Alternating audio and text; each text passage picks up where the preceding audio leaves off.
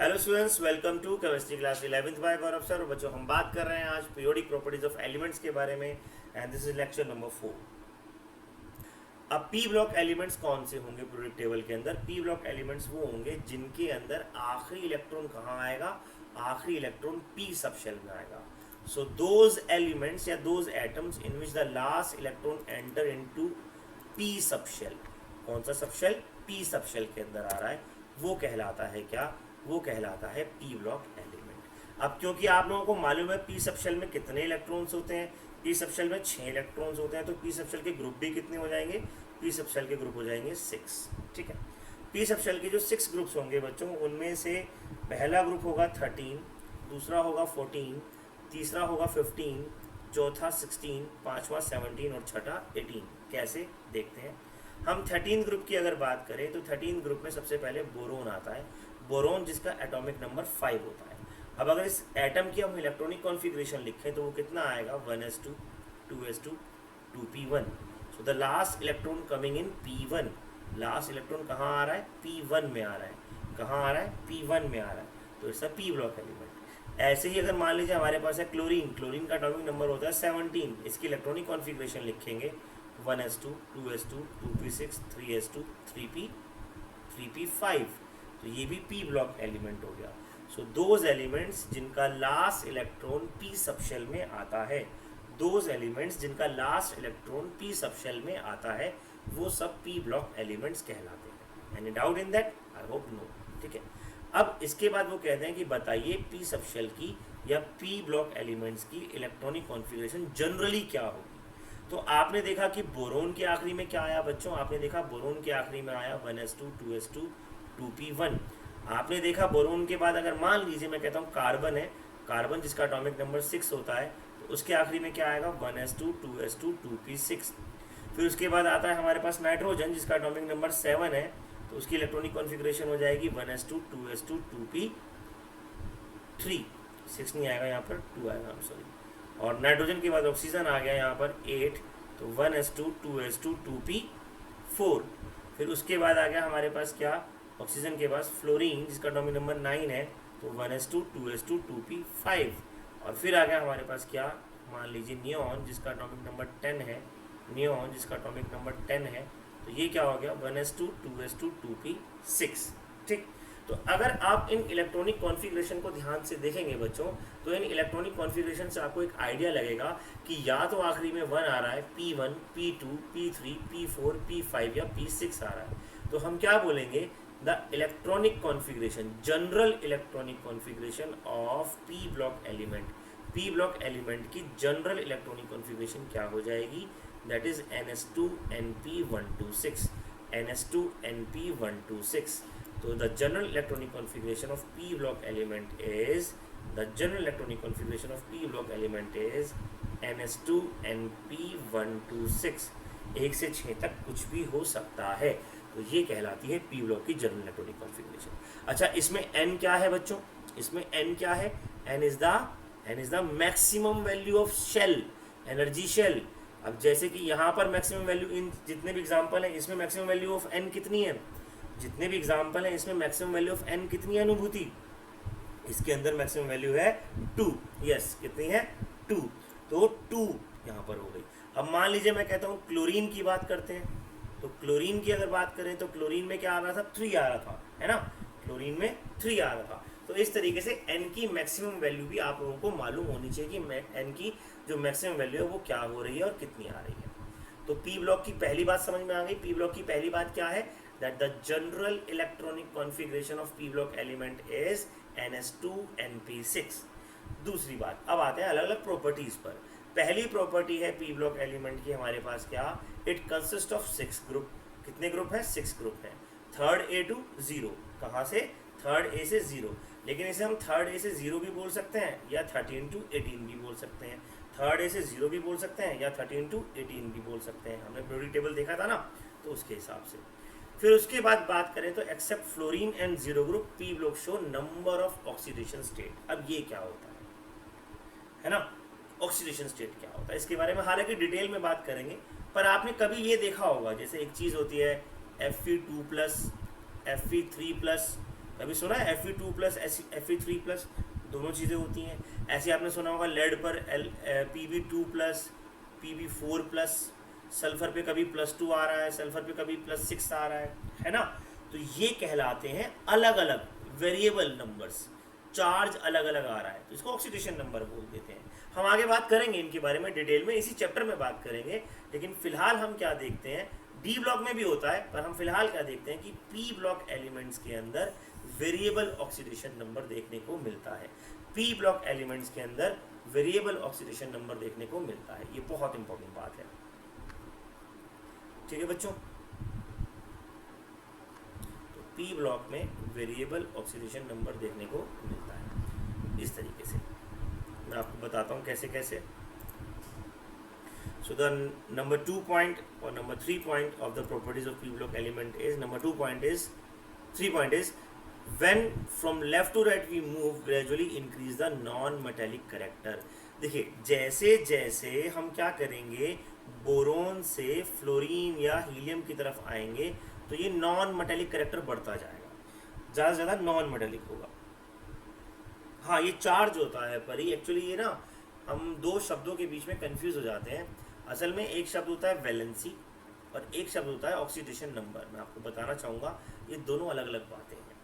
अब 10th class तक आपको शायद नहीं पता हुआ ये अलग अलग बातें हैं, हालांकि ICSE बोर्ड में अलग अलग बातें पढ़ा दी जाती हैं, लेकिन 11th क्लास में आपको पता चलेगा भी थोड़े दिनों बाद कि ये दोनों अलग अलग बातें हैं, ऑक्सीडेशन नंबर और वैलेंसी। तो जो चार्ज आता है किसी भी एटम के ऊपर वो ऑक्सीडेशन नंबर कहलाता है। कैसे आता है और कैसे अलग अलग होता है वो हमें इस चैप्टर में पढ़ना है। तो जो 10th से ज़्यादा पढ़ना है वो ये वाली चीज़ें ही पढ़नी है एक तरीके से, ठीक है ना। खैर तो ये बात तो आपने 10th में भी पढ़ी थी कि जब हम लेफ्ट टू राइट जाते हैं तो क्या होता है, तो नॉन मेटेलिक कैरेक्टर बढ़ता चला जाता है। अच्छा एस ब्लॉक की बात करें तो एस ब्लॉक के अंदर हाइड्रोजन को छोड़कर, एस ब्लॉक के अंदर हाइड्रोजन को छोड़कर lithium beryllium, sodium magnesium, calcium potassium, rubidium strontium, caesium barium, francium radium, ये सारे के सारे क्या थे, मेटल थे। तो एस ब्लॉक तो पूरा का पूरा बिना किसी टेंशन के S block is typical metal. S block क्या है, टिपिकल मेटल है। लेकिन पी ब्लॉक अकेला ऐसा ब्लॉक है, बहुत बढ़िया वाला ब्लॉक है। इस मामले में पी ब्लॉक अकेला ऐसा ब्लॉक है जिसके अंदर मेटल भी मिलते हैं, नॉन मेटल भी मिलते हैं और मेटलॉइड भी मिल जाते हैं। तो अगर आप ध्यान से देखेंगे तो ये वाली जो लाइन आ रही है, ये सिलिकॉन, आर्सेनिक, टेल्यूरियम, पोलोरियम, ये सब क्या है, ये नॉन मेटल्स हैं, सॉरी मेटलॉइड्स हैं। क्या है, मेटलॉइड्स। उनसे इधर की साइड जाएंगे तो सारे के सारे नॉन मेटल, इधर की साइड आएंगे तो सारे के सारे मेटल, याद है ना। तो पी ब्लॉक अकेला ऐसा ब्लॉक है जिसमें मेटल, नॉन मेटल और मेटलॉइड तीनों मिलते हैं। मेटल, नॉन मेटल, लिख लीजिए ये बात, मेटल, नॉन मेटल और मेटलॉइड तीनों मिलते हैं। पी ब्लॉक अकेला एक ऐसा ब्लॉक है हमारे पास। और दूसरी बात, पी ब्लॉक अकेला ऐसा ब्लॉक है जिसमें सॉलिड, लिक्विड और गैस तीनों तरह के एलिमेंट मिलते हैं। सॉलिड, लिक्विड और गैस तीनों तरह के एलिमेंट मिलते हैं। कैसे भैया, टिन सॉलिड होता है, लेड सॉलिड होता है, कार्बन सॉलिड होता है, लेकिन ऑक्सीजन गैस होती है, फ्लोरीन गैस होती है। और ब्रोमीन, अगर ब्रोमीन की बात की जाए तो ब्रोमीन जो होता है वो लिक्विड फॉर्म में मिलता है। आयोडीन सेमी सॉलिड फॉर्म में मिलता है। तो पी ब्लॉक अपने आप में बड़ा कहते हैं ना वैरायटी वाला, जैसे इंडिया को कहते हैं ना, India is a very colourful country जहाँ पे अलग अलग चीज़ें मिलती हैं, अलग अलग धर्म मिलते हैं, अलग अलग जातियाँ मिलती हैं, अलग अलग खाना मिलता है ना। ऐसे ही पी ब्लॉक के अंदर कुछ ना कुछ अलग अलग मिलता रहता है। आपको जानकर ताज्जुब होगा, 12th क्लास के अंदर एक टॉपिक आता है, एक चैप्टर आता है, केवल उसका नाम है पी ब्लॉक, सिर्फ उसका नाम पी ब्लॉक एलिमेंट के नाम से चैप्टर आता है। And don't believe it, 8 marks का चैप्टर आता है, 70 मार्क्स का पूरा पेपर है, उसमें से 8 मार्क्स का पी ब्लॉक आ रहा है। तो सोचिए कितना ज़्यादा मार्क्स कैरी कर रहा है पी ब्लॉक, है ना। तो पी ब्लॉक को हमें आगे बहुत डिटेल में पढ़ना है। अभी तो हम सिर्फ एक आइडिया ले रहे हैं। बोले कोई डाउट इसके अंदर? तो this is what we call P block element. क्या कहलाता है ये, पी ब्लॉक एलिमेंट। अगली प्रॉपर्टी पढ़ते हैं बच्चों। अच्छा, जो हमने सेकंड प्रॉपर्टी पढ़ी थी कि सभी के सभी एलिमेंट्स क्या करेंगे, सभी के सभी एलिमेंट्स वेरिएबल ऑक्सीडेशन नंबर दिखाएंगे। लेकिन एक फ्लोरीन ऐसा होता है जिसपे कभी भी कोई और चार्ज नहीं आता, सिर्फ एक ही चार्ज आता है, दैट इज F-। फ्लोरीन इतना नेगेटिव है कि चाहे कुछ भी हो जाए इस पर हमेशा नेगेटिव रहेगा, इस पर हमेशा नेगेटिव रहेगा। तो फ्लोरीन पे कभी भी कोई चार्ज और दूसरा नहीं आएगा, या तो जीरो आ जाएगा, बात ही खत्म हो गई, या फिर क्या आएगा, माइनस, दैट्स इट। फ्लोरीन कहता है मुझे और किसी चीज़ से मतलब ही नहीं है। ये पीरियोडिक टेबल का अमरीश पुरी है, इसको विलेन ही बनना होता है, इसको कुछ और बनना ही नहीं, शक्ति कपूर है, इसको विलन बनना है, इसको कुछ और बनना ही नहीं, या तो कुछ और नहीं बनेगा या विलन बनेगा, है ना। हीरो तो बहुत दूर की बात है। फिर हम बात करें फोर्थ पॉइंट की, तो आयनाइजेशन एनर्जी इंक्रीज होती है, हम आगे पढ़ने वाले हैं। रिड्यूसिंग नेचर इंक्रीज होता है, ये बहुत इंपॉर्टेंट है। In every period reducing nature decrease while oxidising nature increase. याद है हमने 10th क्लास में पढ़ा था reducing agent and oxidising agent. तो जैसे जैसे हम लेफ्ट टू राइट जाते हैं यहाँ पर रिड्यूसिंग नेचर डिक्रीज हो जाता है, जबकि ऑक्सीडाइजिंग नेचर इंक्रीज हो जाता है।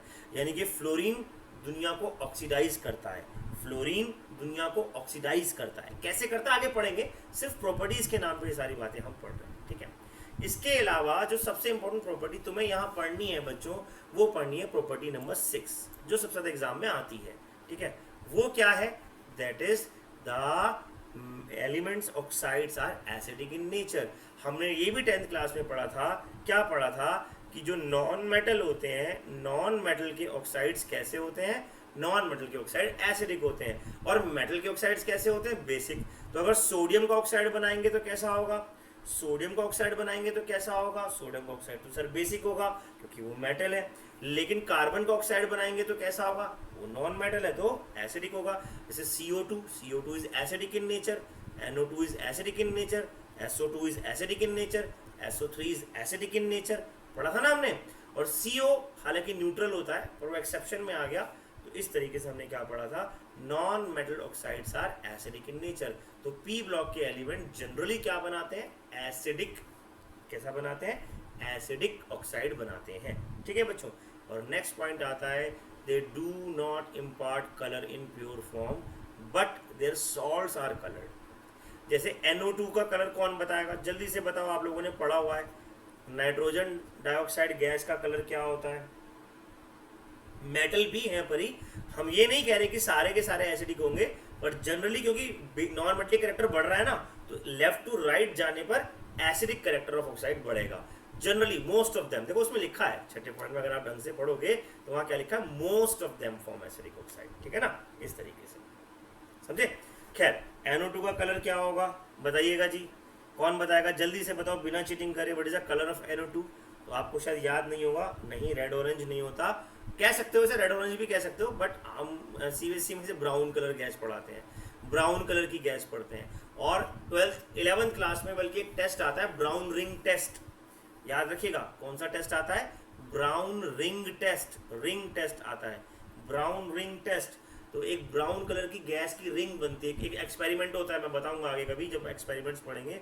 तो brown ring test is for NO2, brown ring test is, लिख लो ये सारी बातें, ये नोट्स में नहीं मिलेंगी, ये आपको यहाँ पर वीडियो में नहीं मिलेंगी, ये सिर्फ गौरव सर बताएंगे, आपको बोल रहे हैं, अपना कॉपी पेन लेकर बैठिए। These are brown ring test is for NO2। बहुत इंपॉर्टेंट बात बता रहा हूँ, समझे। अब ऐसे ही इनके जो बाकी सॉल्ट्स होते हैं, उनमें से बहुत सारे सॉल्ट्स कलरफुल होते हैं, जैसे टिन के सॉल्ट्स कलरफुल होते हैं, लेड के सॉल्ट्स कलरफुल होते हैं। इनके सॉल्ट्स कैसे होते हैं, कलरफुल होते हैं, जनरली कलरफुल होते हैं, सारे नहीं होते, but there salts can be colourless और कैन बी कलरफुल, ठीक है। तो जनरली इम्पार्ट कलर करते हैं, ठीक है। देयर सॉल्ट्स आर कलरलेस नहीं है, इसे कलर कर लीजिएगा, there salts are colourful.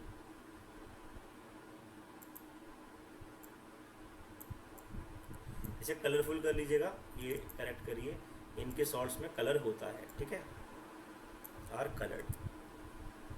Notes में भी ठीक कर लीजिएगा बच्चों, नोट्स में भी शायद यही चला गया होगा, तो कलर्ड होता है जनरली, सारे नहीं होते, जैसे फॉस्फोरस के कंपाउंड कलरफुल होते हैं, सेलेनियम के कलरफुल होते हैं, इस तरीके से, ठीक है बच्चों। तो ये हो गया हमारे पास, हाँ वो चेंज कर लेना, उसको डू नोट भी नहीं आएगा। तो ये हो गया हमारे पास पी ब्लॉक की जनरल। अच्छा, इलेक्ट्रॉनिक कॉन्फ़िगरेशन पर जरूर ध्यान दीजिएगा, एग्जाम में इलेक्ट्रॉनिक कॉन्फ़िगरेशन जरूर आती है, ठीक है बच्चों।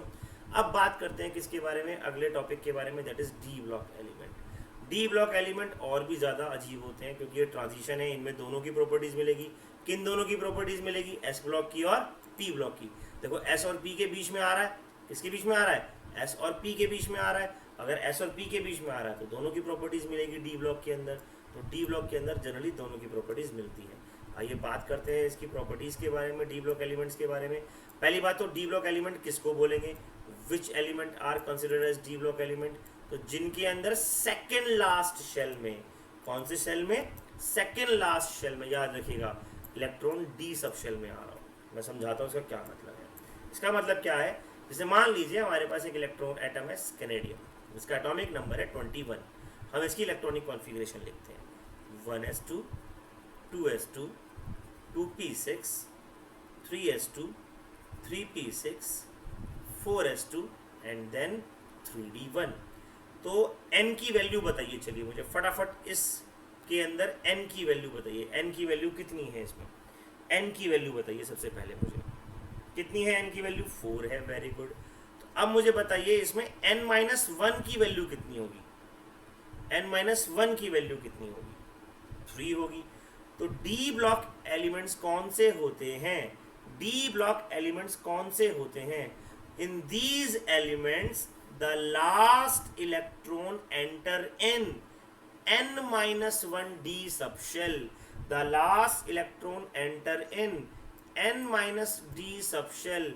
n-1 d subshell लिखा हुआ दिख रहा है ना, n-1 d subshell। अब जैसे कि स्केरेडियम में कहाँ आया? n4 है, n-1 3 है, तो 3d1 में आया, 3d1 में आया, n-1 के अंदर इलेक्ट्रॉन आएगा।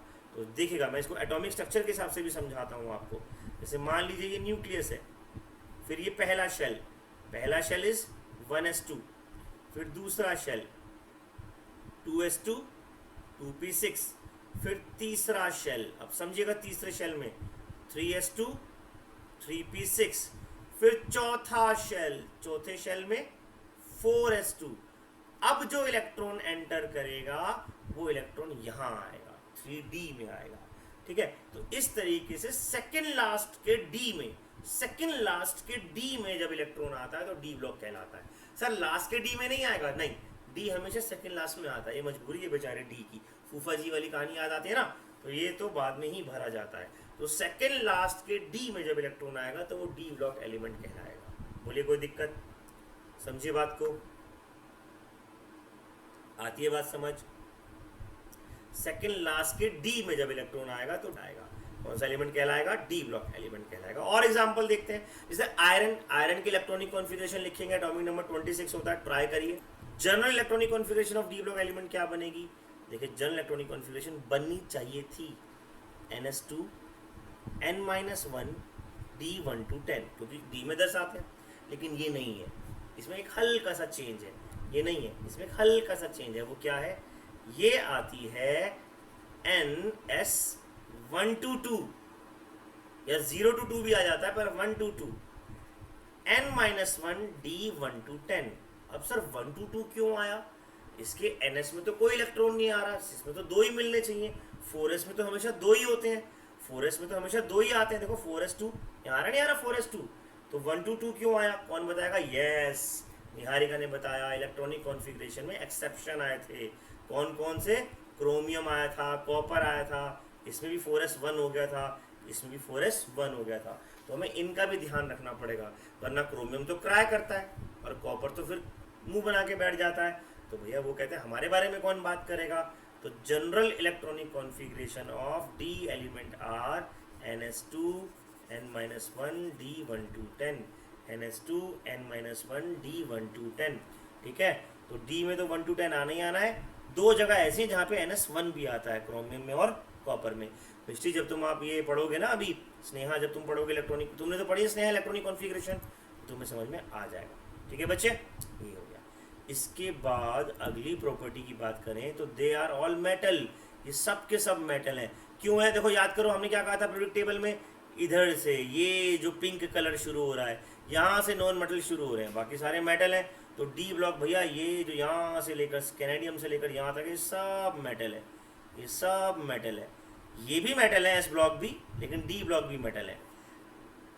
अब फर्क क्या है एस ब्लॉक के मेटल और डी ब्लॉक के मेटल में? फर्क क्या है? डी ब्लॉक के मेटल ज़्यादा हार्ड होते हैं, और दूसरी बात डी ब्लॉक के मेटल क्या करते हैं? वेरिएबल चार्ज दिखाते हैं। जैसे हमने आयरन की बात की थी ना अभी थोड़ी देर पहले, आयरन पे क्या क्या मिल जाता है? आयरन पे Fe+2 भी मिल जाता है और Fe+3 भी मिल जाता है, लेकिन सोडियम पे कभी +2 नहीं मिलेगा, मैग्नीशियम पे कभी +1 नहीं मिलेगा, मैग्नीशियम हमेशा +2 रहेगा। ये जो है जैसे हैं वैसे रहते हैं। ये मेटल बहुत महान है, महानताओं के भी महान है, जैसे हैं वैसे रहते हैं, सॉफ्ट हैं, रिएक्टिव हैं, डी ब्लॉक के थोड़े कम रिएक्टिव है, कॉपर कम रिएक्टिव है, सिल्वर कम रिएक्टिव है, गोल्ड कम रिएक्टिव है, तो थोड़ा बहुत दोनों में डिफरेंस है। इसका मतलब क्या हुआ, एस ब्लॉक वाले पक्के पक्के बिल्कुल एकदम पक्के मेटल, डी ब्लॉक वाले मेटल है पर बहुत पक्के मेटल नहीं है, और पी ब्लॉक में तो मेटल, नॉन मेटल, मेटलॉइड सब कुछ आ रहा है, मेटल, पक्के मेटल, फिर मेटल, फिर उसके बाद मेटल नॉन मेटल सब कुछ। इस तरीके से ट्रेंड चल रहा है। बोलो कोई दिक्कत इस ट्रेंड में आती है बात समझ? तो D block elements are metal but they are hard metals. कैसे मेटल है? हार्ड मेटल है, हार्ड मेटल है, ठीक है। आयनाइजेशन एनर्जी हम आगे पढ़ेंगे अभी, हालांकि इनकी बीच में, अच्छा इनकी ना अगर मान लो कोई प्रॉपर्टी भूल जाओ तो पता क्या लिख दो, एस और पी के बीच में। मान लो आयनाइजेशन एनर्जी कितनी होती है जी, सर एस और पी के बीच में होती है। मेल्टिंग पॉइंट कितना होता है जी, सर एस और पी के बीच में होता है। कैरेक्टर कैसा होता है, एस और पी के बीच में होता है। एसिडिक कैरेक्टर एस और पी के बीच में, बेसिक कैरेक्टर एस और पी के बीच में, नंबर मिलने शुरू हो जाएंगे, टेंशन खत्म, ठीक है ना। तो इन एलिमेंट्स की प्रॉपर्टीज़ क्या होती है, इन एलिमेंट्स की प्रॉपर्टीज़ इंटरमीडिएट होती है किसके, एस और पी के बीच में, नंबर मिल जाते हैं, टेंशन खत्म। लेकिन ये तो सिर्फ वो वाली बात हो गई ना कि हाँ भाई ऐसे करना है, लेकिन अच्छी बात नहीं है। फिर D block element show variable oxidation number. जैसे मैंने बताया आयरन का वेरिएबल होता है, कॉपर का वेरिएबल होता है, मरकरी का, सबका वेरिएबल होता है। किसका वेरिएबल नहीं होता? वैसे तो मरकरी का भी वेरिएबल होता है, लेकिन हम मान लेते हैं जिंक, कैडमियम, मरकरी, इन तीनों का वेरिएबल नहीं होता। हालांकि इसमें भी एक्सेप्शन मिलता है एक आधा कंपाउंड, पर फिलहाल मान लेते हैं कि इन तीनों का वेरिएबल नहीं होता। किन तीनों का? जिंक, कैडमियम और मरकरी का। जिंक, कैडमियम और मरकरी का प्रॉपर्टीज थोड़ी सी अलग होती है। अच्छा जानते हो क्यों अलग होती है?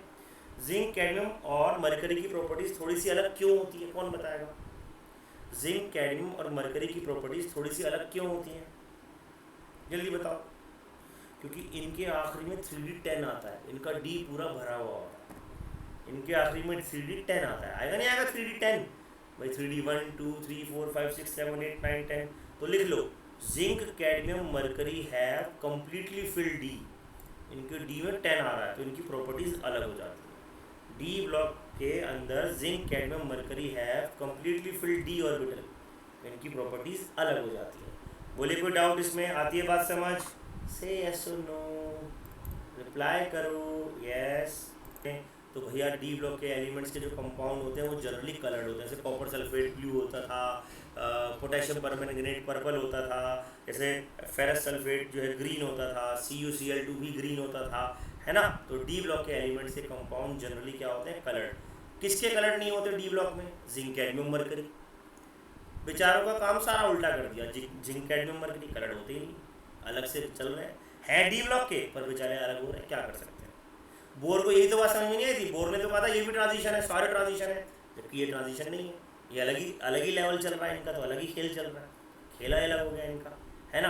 तो डी ब्लॉक के एलिमेंट जनरली सॉलिड स्टेट में होते हैं, इनमें कोई लिक्विड नहीं मिलता, कोई गैस नहीं मिलता, ये सारे सॉलिड होते हैं। एक बहुत इंपॉर्टेंट बात, d block elements are paramagnetic. अब ये क्या होता है? देखो पैरामैग्नेटिक एक वर्ड होता है, याद कर लो, ये बड़े काम का वर्ड है, ये बहुत बार आएगा, फिजिक्स में भी आएगा, केमिस्ट्री में भी आएगा। पी से पैरा और पी से प्यारा, पी से पैरा, पी से प्यारा, पी से पास। जो मैग्नेट को प्यारा है, जो मैग्नेट के पास, मैग्नेट से खींच सकता है, जो मैग्नेट से अट्रैक्ट होता है, वो पैरामैग्नेटिक। आयरन मैग्नेट से अट्रैक्ट होता है, पैरामैग्नेटिक। तो डी ब्लॉक में ज़्यादातर एलिमेंट, सारे नहीं, ज़्यादातर पैरामैग्नेटिक होते हैं, ज़्यादातर पैरामैग्नेटिक होते हैं। फिर ये कॉम्प्लेक्स कंपाउंड बनाते हैं, इनके कंपाउंड बड़े अलग अलग भयंकर रूप से बनते हैं, बड़े जैसे पोटेशियम परमैंगनेट, 2-3 मेटल लग गए, 2-3 नॉन मेटल लग गए, अलग अलग तरह के कंपाउंड बनते हैं। इनके कंपाउंड थोड़े अलग ही लेवल के खेलते हैं। और सबसे बढ़िया बात क्या है कि डी ब्लॉक एलिमेंट जो होते हैं वो एलॉयज बनाते हैं। एलॉयज समझते हो ना, जैसे स्टील एक एलॉय है, आयरन का एलॉय है, ब्रास कॉपर का एलॉय है, एल्निको है ना, तो निकल का एलॉय है। तो इस तरीके से क्या बनाते हैं, ये एलॉयज बनाते हैं। तो बच्चों ये प्रॉपर्टीज़ हो गई डी ब्लॉक की। कल हम एफ ब्लॉक की प्रॉपर्टीज़ भी पढ़ेंगे। फिलहाल ये प्रॉपर्टीज़ हो गई बच्चों किसकी, डी ब्लॉक एलिमेंट।